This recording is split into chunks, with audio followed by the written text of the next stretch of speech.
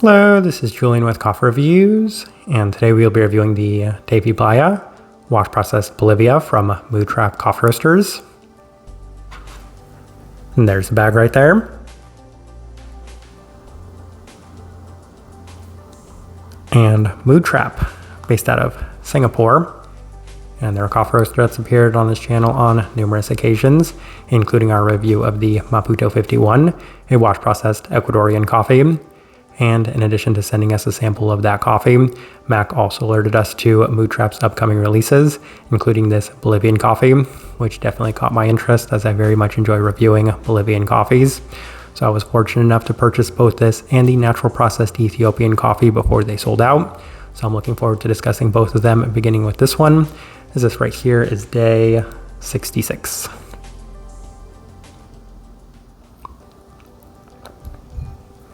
And recipe we went with for this coffee was a slightly less concentrated recipe at a 16.67 to 1 water to coffee ratio, brewed at 96 degrees Celsius, about 205 degrees Fahrenheit.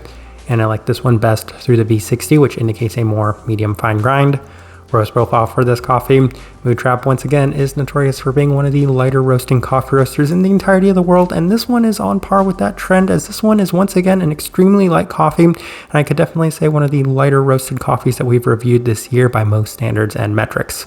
With all that out of the way, let's go ahead and start discussing this coffee. Day 40 first impression, and we did opt for the V60, and the cup had a surprisingly high level of sweetness, as the initial brew was reminiscent of the aroma from the Finca Maputo that we had previously mentioned, but the cup itself offered a very sugary sweetness right at the forefront. There's plenty of sweeter floral expressions to the cup, as it's very clean, lending itself towards an excellent first impression, and this is much more of what I was hoping for when it comes to Mood Trap, because we've had some very high highs, including my favorite coffee from the entirety of last year was a Mood Trap coffee, but then also some coffees that I've had somewhat neutral opinions on. So having this very nice first impression definitely did renew a lot of my optimism for how this coffee might turn out.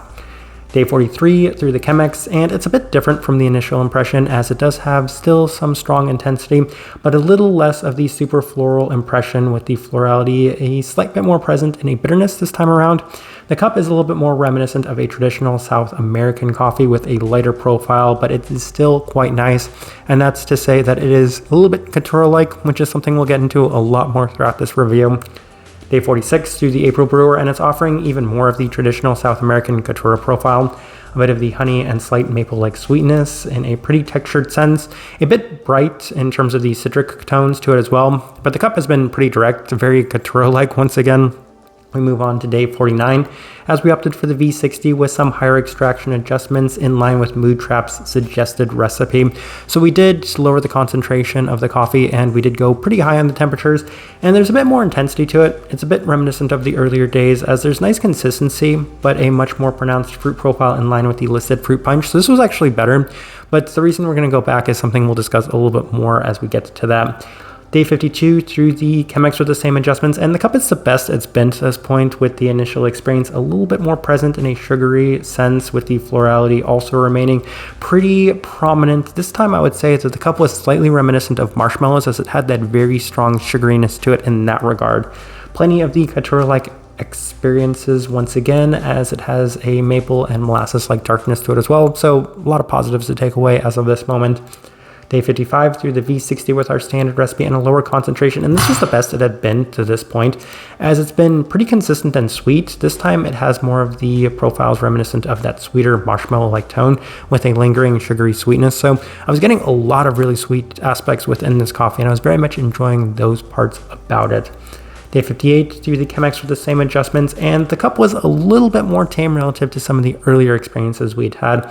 So in addition to offering plenty of the couture-like characteristics with that molasses and maple-like aspect, the slight marshmallow feel is still present, but I decided to go back to the V60 with our final cup. That's what we did. Day 61 through the V60 with that day 55 recipe, and it does continue to remain at its best with a very strong sugariness to the cup that does remain very much in line with the expectations of a Caturra coffee, with the strong molasses maple-like sweetness and plenty of that zesty punch-like quality in a slightly more citric sense. So a lot of what I was probably expecting for this coffee. I think I've said in the past that when it comes to lighter profiled South American coffees, then I usually very much enjoy them, especially if they are on the slightly more traditional side of things, experiences. I feel like that's a very nice combination of those two components to it. So very much enjoyed those overall results, but let's go ahead and take you to the tasting wheel so you can see what we're getting. And we have quite a few level 4s, so let's go through those. And we'll start with the cleanliness level 4. Not surprising in any regard that this was a very clean coffee, and I could say that it probably is on the slightly higher side of that level 4 as a definition. To a lot of the components within this one are very prominent and present throughout the entirety of it. So very happy with that scoring there at that level 3 mark. Finish level 4, and I do have to say that having a lot of those couture-like characteristics, especially in the finish, was definitely an enjoyable part of this coffee as well. A lot of sugariness, a lot of sweetness, a lot more sweetness and sugariness than I might have expected for this coffee going into it. I just think that that was pretty well executed overall. Sweetness level 4, and this one is probably on the higher side of level 4, and if I was being overly generous, I could probably bump this up to a level 5. As far as wash processed Bolivian coffees go, I think this might have been the sweetest one that we've ever had or reviewed, so for that reason I could see it being on the significantly higher side of things. Very much enjoyed the sweetness of this coffee. Already kind of highlighted the ways that it was present within this one. Acidity level 4, this coffee was pretty bright, and I think that's where a lot of the fruit tones were present within this coffee, as I wasn't necessarily expecting this sort of brightness, but I think that has a little bit to do with the overall roast profile of this one, as it just offered a slight bit more brightness and acidity than I might have expected. Citrus fruit level 4, and honestly when it came to the listed fruit punch note, I honestly felt like the best way to define it was a little bit more in a citric fruit punch sense, as it just came out a little bit more direct in that sort of sweeter sense for me, and that's why we pushed that all the way up there to that level 4 mark, as there are still other factors. I'll briefly discuss those. We have the berry-like tone, so I could see maybe a slight bit of red fruit and also the stone fruit. Once again, I could see maybe a little bit more of a sugary stone fruit, given that this coffee just offered a lot of sugariness to it, but that does kind of encapsulate the overall experience on the fruit components within this coffee. Caramel level 4, and that of course is highlighting the very strong and intense maple molasses like sweetness that was present within this one, that couture characteristic that I very much enjoy. I actually quite like couture coffees, so that for me is a nice selling point to me on this one, as it was very prominent and present throughout the entirety of it. Last thing worth discussing, honestly, not too much on this tasting wheel worth discussing, is the body out of level 3, as this definitely had a nice bit of texture to it as well, just kind of adding a little bit of depth to this coffee.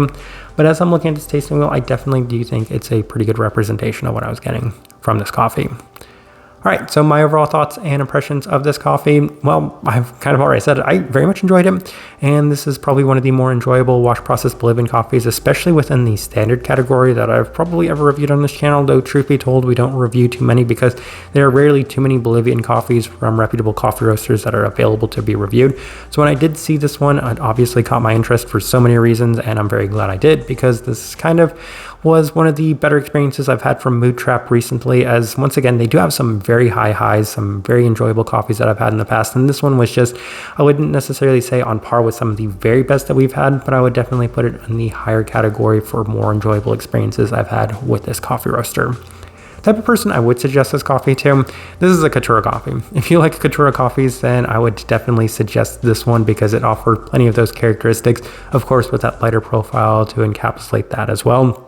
So that, of course, being plenty of these sweeter tones to it, terrific clarity, and a little bit of added brightness, kind of giving this one a little bit of depth and some body as well.